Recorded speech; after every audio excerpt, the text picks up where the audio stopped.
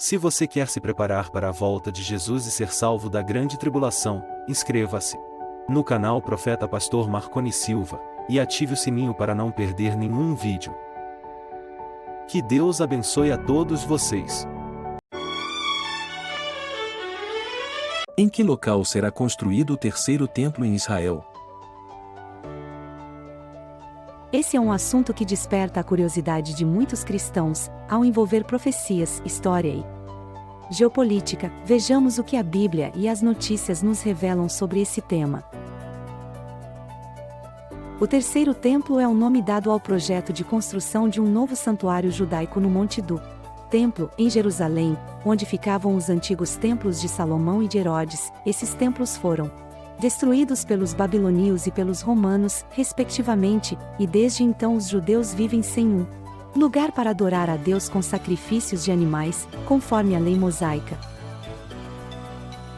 Os judeus acreditam que a construção do terceiro templo é uma profecia bíblica que se cumprirá quando o Messias vier.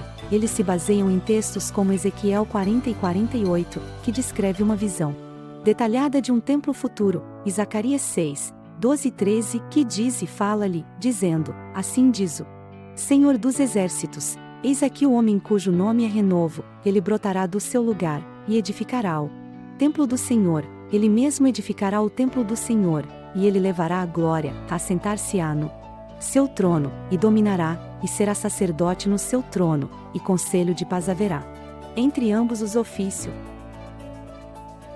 Para os cristãos, porém, o terceiro templo é um sinal do fim dos tempos e da manifestação do Anticristo. Eles se baseiam em textos como Mateus 24:15, que diz: quando, pois, virdes que a abominação da desolação, de que falou o profeta Daniel, está no lugar santo, quem lê, entenda. E Daniel 9:27, que diz: e ele firmará aliança com muitos por uma semana, e na metade da semana fará cessar o sacrifício e a oblação, e sobre a asa das abominações virá o assolador, e isso até a consumação, e o que está determinado será derramado sobre o assolador. Esses textos se referem a um líder mundial que fará um pacto com Israel, permitindo a construção do terceiro templo, mas depois se voltará contra os judeus e se proclamará Deus no santuário.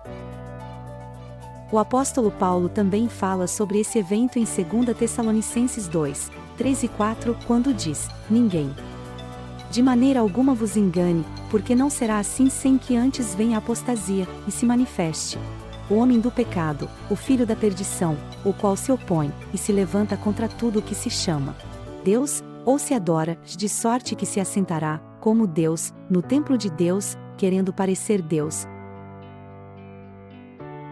Portanto, para os cristãos, o terceiro templo não tem nada a ver com a fé em Jesus Cristo, pois ele já é o verdadeiro Messias que cumpriu a lei e ofereceu o sacrifício perfeito na cruz, ele mesmo. Disse em João 2, 19 a 21, Jesus respondeu, e disse-lhes: derribai este templo, e em 3 dias o levantarei. Disseram, pois, os judeus: em 46 anos foi edificado este templo, e tu levantarás em 3 dias? Mas ele falava do templo do seu corpo. Além disso, os cristãos entendem que eles são o templo do Espírito Santo, conforme 1 Coríntios 3, 16 e 17. Não sabeis vós que sois o templo de Deus e que o Espírito de Deus habita em vós? Se alguém destruir o templo de Deus, Deus o destruirá, porque o templo de Deus, que sois vós, é santo. Então, qual é o local onde será construído o terceiro templo em Israel? A resposta é: no mesmo lugar onde ficavam os antigos templos, no Monte do Templo, em Jerusalém, mas isso não será fácil, pois hoje esse local é ocupado por 2 santuários muçulmanos, a Mesquita de Al-Aqsa e o Domo da Rocha. Esses são considerados os terceiro e quarto lugares mais sagrados do Islã, respectivamente. O Monte do Templo é um dos locais mais disputados do mundo, ao ser sagrado para judeus, cristãos e muçulmanos, embora Israel tenha retomado o controle da cidade velha de Jerusalém e da área do Monte do Templo na Guerra dos 6 Dias, em 1967, o monte permanece sob custódia da Jordânia sob os termos do Tratado de Paz, os judeus israelenses podem entrar no complexo, mas não podem orar ou realizar cerimônias religiosas por lá. Há uma organização em Israel chamada Instituto do Templo, que se dedica a estudar e ensinar sobre os antigos templos e a se preparar para a construção do terceiro templo. Eles já têm os utensílios e as roupas de sacerdotes e levitas prontos, e estão treinando homens para o serviço no templo. Eles também têm um projeto arquitetônico para o terceiro templo, que seria uma réplica do segundo templo. Mas eles ainda não têm autorização para iniciar essa construção, ao dependerem da vinda do Messias ou de um acordo político com os muçulmanos. Alguns judeus acreditam que o Messias trará a pedra fundamental do terceiro templo, enquanto outros acreditam que ele só virá depois que o templo estiver pronto. De qualquer forma, a construção do terceiro templo em Israel é um assunto que devemos acompanhar com atenção, ao poder ser um sinal profético da vinda de Jesus. Ele mesmo nos alertou em Mateus 24, 32 e 33. Aprendei, pois, esta parábola da figueira, quando já os seus ramos se tornam tenros e brotam folhas, sabeis que está próximo o verão. Igualmente, quando virdes estas coisas, sabei que ele está próximo, às portas. Que possamos estar vigilantes e preparados para esse grande dia. Que Deus abençoe a todos. O terceiro templo e Israel, o que tem em comum? Olá, irmãos em Cristo. Hoje quero falar sobre um assunto que tem a ver com a história e o futuro de Israel, a religião. Como a religião afeta a política nesse país?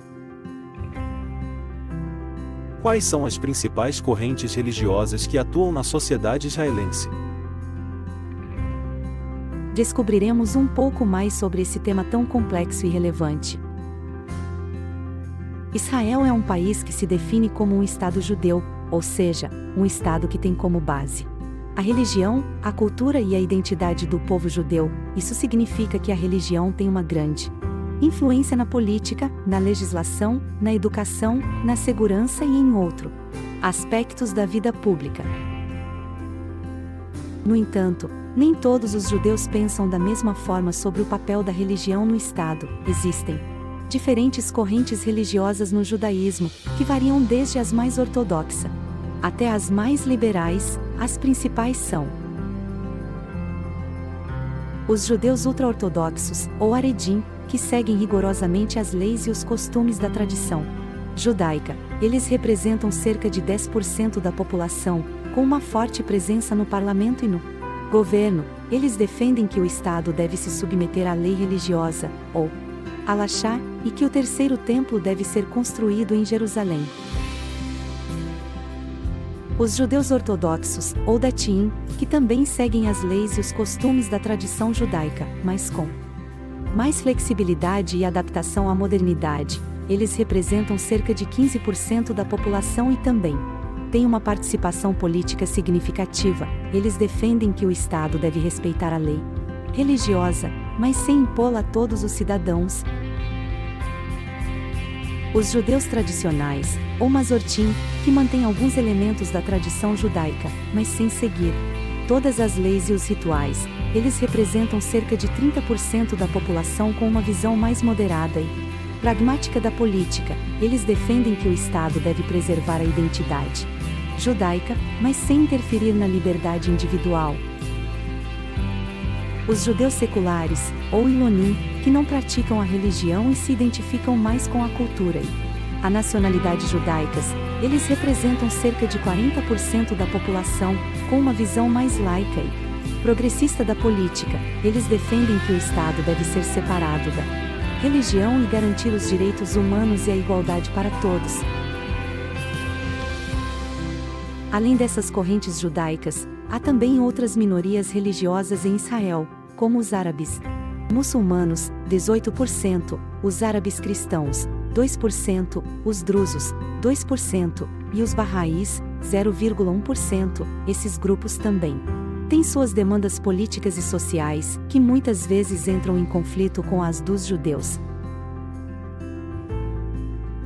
Por isso, a religião é um fator que gera muita diversidade, mas também muita tensão em Israel. A religião afeta as relações internas entre os diferentes grupos sociais, as relações externas com os países vizinhos e as questões existenciais sobre o sentido e o destino de Israel. E você, o que pensa sobre a religião em Israel? Você acha que ela ajuda ou atrapalha a política desse país? Deixe seu comentário e compartilhe esse vídeo com seus amigos. Até a próxima! O canal Profeta Pastor Marconi Silva é um canal cristão cujo objetivo é abençoar as pessoas com orações, revelações e direções de Deus para a sua vida. O canal também compartilha mensagens bíblicas, testemunhos e louvores. O canal é dirigido pelo pastor Marconi Silva, que se apresenta como um profeta de Deus. Quer nos abençoar? Inscreva-se no nosso canal Profeta Pastor Marconi Silva e deixe seu like para nos fortalecer.